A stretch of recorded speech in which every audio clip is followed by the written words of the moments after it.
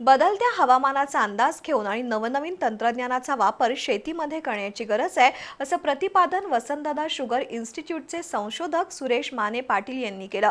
जवाहर साखर कारखान्याच्या वतीनं हुपरी इथं आयोजित ऊस पीक परिसंवादात ते बोलत होते.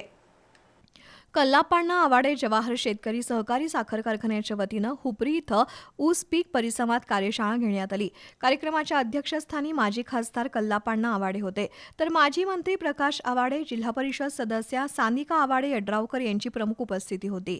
वसंतदादा शुगर इन्स्टिट्यूटचे संशोधक सुरेश माने पाटील यांनी उपस्थितांना मार्गदर्शन केलं. शेतकऱ्यांनी हवामानाचा अंदाज घेऊन आणि जमिनीचा पोत तपासून पीक पद्धतीचा अवलंब करावा. नवनवीन तंत्रज्ञान आणि AI टेक्नॉलॉजीचा वापर करून ऊस उत्पादन वाढवण्यासाठी प्रयत्न करावेत, असं आवाहन माने पाटील यांनी केलं.